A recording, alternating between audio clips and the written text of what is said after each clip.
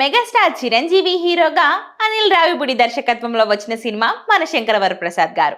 ఈ చిత్రం ప్రేక్షకులను ఎంతగానో ఆకట్టుకుని బ్లాక్ బస్టర్ విజయాన్ని సాధించింది. అయితే బాక్సాఫీస్ వద్ద మొదటి వారం పూర్తి చేసుకున్న ఈ చిత్రం ప్రపంచవ్యాప్తంగా 292 కోట్ల భారీ వసూళ్లను రాబట్టింది.